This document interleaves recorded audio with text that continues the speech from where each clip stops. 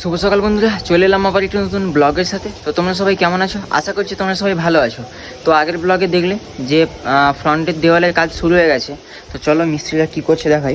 আর এদিকে মন্দিরটাকে ব্লগে হয়তো দেখেইছো, মন্দিরটা অগোছালো হয়েছিল, তো মন্দিরটাকে ফ্রেশ করে নিলাম। এটাতে টাইলস বসবে। আর যে হরি মন্দিরটা ছিল ওটা চেঞ্জ করে একটা রাধাকৃষ্ণর মূর্তি হবে। আর আজকের আকাশটা দেখতেই পাচ্ছ কতটা সুন্দর লাগছে। তো চলো মিস্ত্রিরা কী করছে।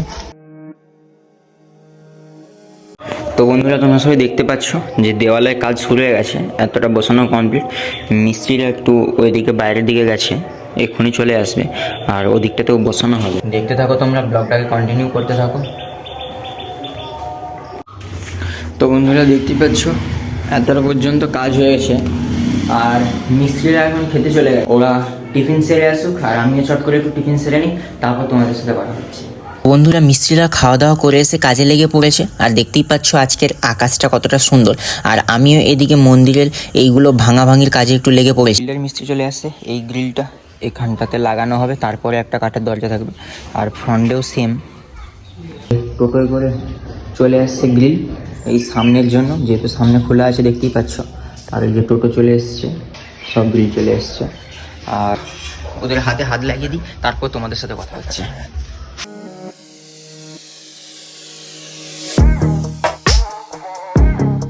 পুরো ওটার মাপে বসবে, তো ওটা হলে ভালো হবে।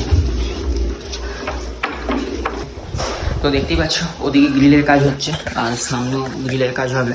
গ্রিল নিয়ে এসে রাখা হয়েছে। তো আর এদিকে মিস্ত্রির কাজ এটা পুরো কমপ্লিট হয়ে গেছে, ওটা বাকি আছে, ওই জানলাটা বাকি আছে।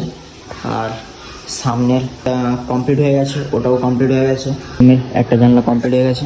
এদিকে দরজা লাগানোর জন্য ভাঙাভাঙি শুরু। আর এই সিটটা এদিকে মেরে দিয়েছে, যেহেতু এখানে এই গ্রিলটা বসানো হবে, তারপরে হবে আরেকটা কাঠের দরজা। এই দরজাটাকে পুরো চেঞ্জ হবে। আর ওদিকে গ্রানাইট থেকে পালিশ করা চলছে।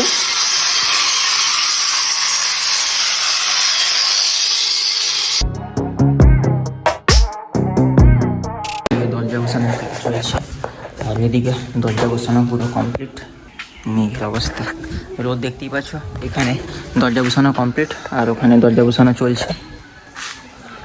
তো চলো এখন একটু ফ্রেশ হবো, ফ্রেশ হয়ে খাওয়া দাওয়া করবো। আর মন্দিরে টালিগুলো বসিয়ে দেখছিলাম যে কেমন লাগে। আর রোদ দেখতে পাচ্ছ।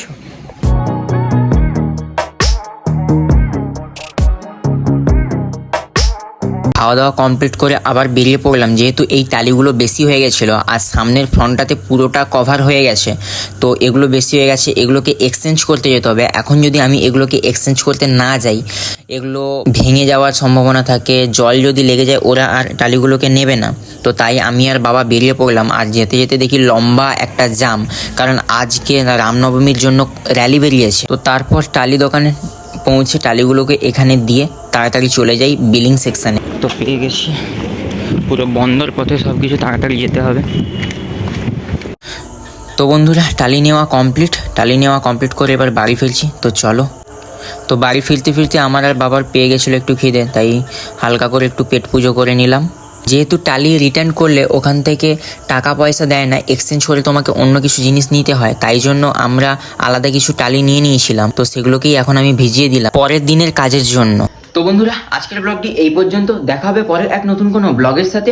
আজকের ব্লগটি কেমন লাগলো অবশ্যই কমেন্ট করে জানাও। আজকের ব্লগটি যদি ভালো লেগে থাকে অবশ্যই লাইক আর শেয়ার করতে একদমই ভুলো না। নেক্সট ব্লগটা যে আসছে সেটা একটা ধামাকাদার ব্লগ আসছে। ধামাকাদার ব্লগটি দেখতে হলে আমার চ্যানেলটাকে সাবস্ক্রাইব করে নাও। টাটা।